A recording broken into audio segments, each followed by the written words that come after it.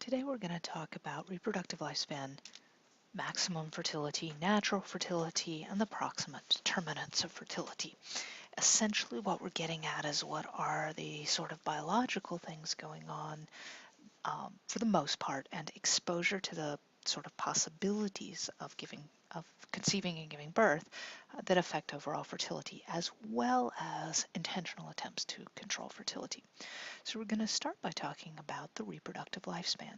Now, we've all read the interesting little news stories that talk about very, very young girls, 9-year-olds having children, and very, very old women, 65-year-olds having children. Those are complete and total outliers and almost never happen. Instead, what we see is a curve that looks a little bit more like this. That is extremely rough because really this bump is, it starts to drop off more substantially right about there. But anyway, you get my point. It's not a normal curve, it's a skewed curve towards the ages of roughly 18 to 30 is what it is. Our reproductive lifespan, however, pretty much extends from the onset of menstruation at roughly an average of age 12, maybe 13 worldwide, to the onset of menopause, roughly age 50 to 55, some variation worldwide. So you can have children anywhere during that span of time. But we don't. There tend to be social norms as well as just physical restraints that prevent that from happening. Maximum fertility, how many children can a woman actually have? If we just use some of the basic biological math, this idea that on the, that most human beings, women, could conceive, carry to term, give birth, and then conceive again within a span of about 18 months. Now, everybody knows somebody that got pregnant again within a month or two after having given birth. I mean, that certainly happens. My own older brother is only a year older than I am, so, clearly my mom didn't wait any 18 months. But generally speaking, on average for a population, we're talking about 18 months. That sets our biological maximum at about 30. Realistically, though, a lot of things kind of can kick in to make that not all that biologically feasible. So a number of reproductive specialists have essentially set that realistic maximum at more like 16 occasions of birth. Now, obviously, if you have multiples, you can have more than 16 kids pretty easily. And obviously, it does not take into account strange TV reality show families who choose to have 19, 20, 21 kids. But what we do look at as an example, demographers and sociologists, is a group of people called the Hutterites. And the Hutterites were migrants from Europe, England, France, during the same time that we were seeing a lot of migrants during the 19th century who were coming to a new place, essentially looking for a little more control over their lives. They tend to be in southern Canada, primarily with a few Hutterite communities in the northern United States, Minnesota area. I don't know a lot about the theology and philosophies of the Hutterites, but I can tell you that they are in some ways similar to what we think of as the Amish communities, in which they are isolated to some extent and function within a very agrarian economy. But part of their belief system involves having large families and not doing anything to attempt to control their fertility. And it is the largest known social community, or the largest fertility for any known social community, at roughly 11 children per woman in the early part of the 21st century. So it's like a real world experiment here, this idea that, okay, if you can realistically have 16, but what do we really see happening in the world? Really, we see natural fertility running at about 11 per woman. Truly high fertility countries in the world over the last 40 years we're talking about 8 maybe. So that means there's a lot of people in high fertility countries who are trying to have fewer children because we have this gap taking place right there. Low fertility countries really run between 1 and 2 children per woman. That is a very substantial gap going on right there. This is a combination of intentional and unintentional attempts to control fertility, but this is always the result of an intentional attempt to control fertility. So how is fertility controlled, both at an individual level and from a societal or population level? This is where the proximate determinants come in. They're also known as intermediate variables. Different researchers have looked at these and continued to reformulate the original idea of the proximate determinants. But essentially, we're talking about factors that affect exposure to intercourse. So, are you going to have heterosexual sex? The next set are factors that affect exposure to conception. So, as a result of that heterosexual sex, are you then able to conceive a child?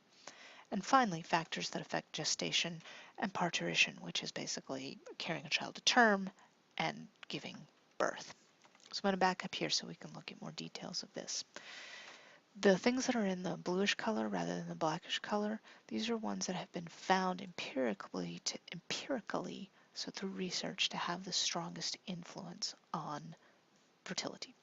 So, entering and leaving sexual unions, a good proxy for that is age at first marriage. Also, the percentage of a population that is permanently celibate, again based on marriage data. Broken unions, this would be divorces.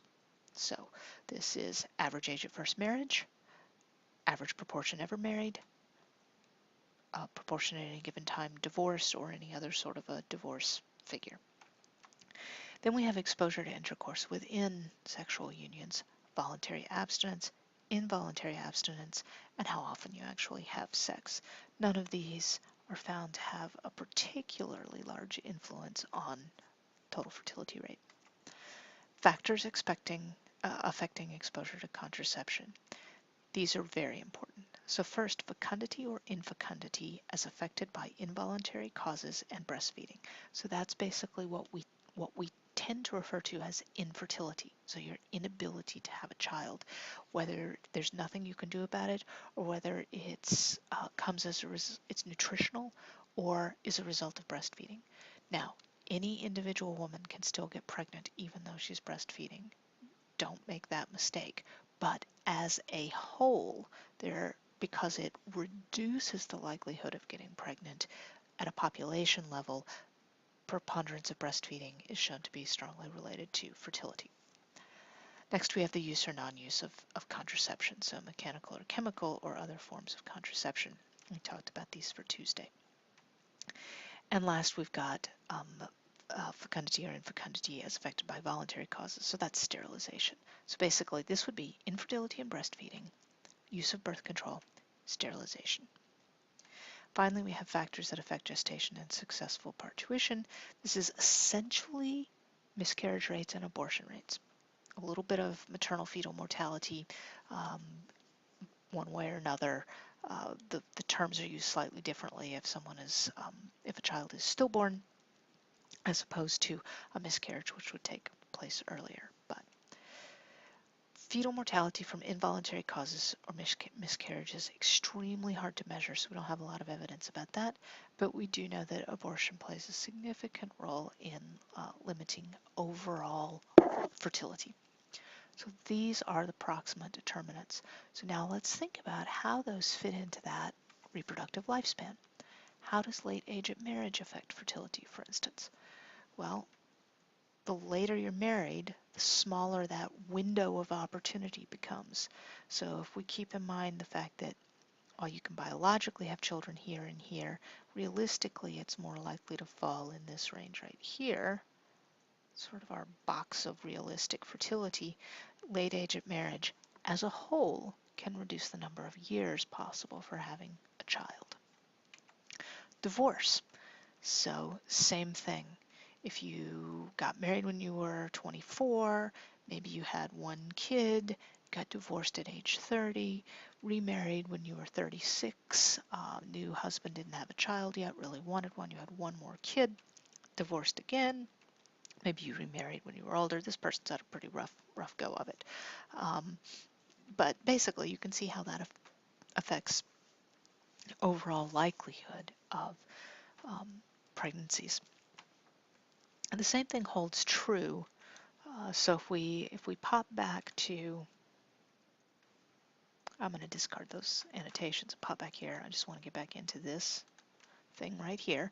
All right, so let's say we have, oops, didn't want that. I want a pen.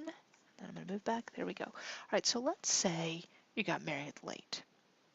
You got married when you were 27. It's not particularly late in the US, but worldwide, it's kind of late.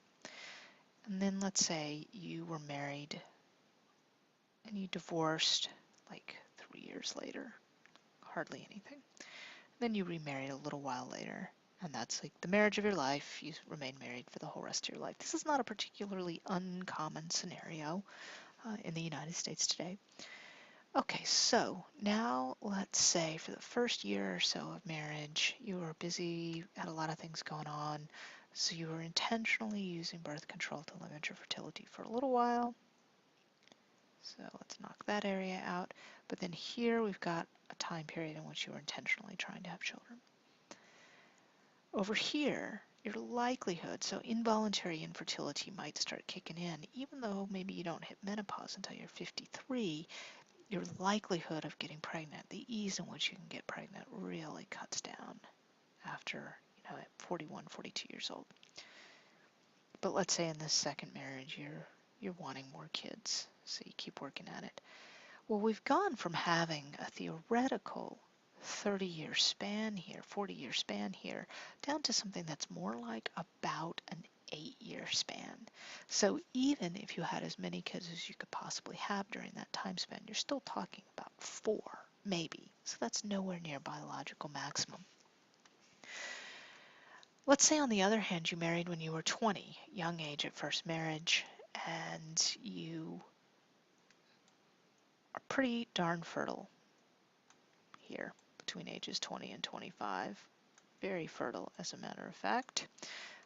And let's say you never divorced, you remained married your entire life, and you and your, and this is, let's say this is a heterosexual marriage, you're intentionally wanting to have kids, lots of opportunity for childbearing taking place during that time. So your biological potential is going to go way up. So you can start to see how some of these proximate determinants really start to kick in and affect the maximum likelihood of children born per woman within a given society. So just kind of keep that relationship between reproductive lifespan, proximate determinants, the choices you make as individuals, and fertility for a population as a whole. Keep all of that in mind when you start thinking about population policies.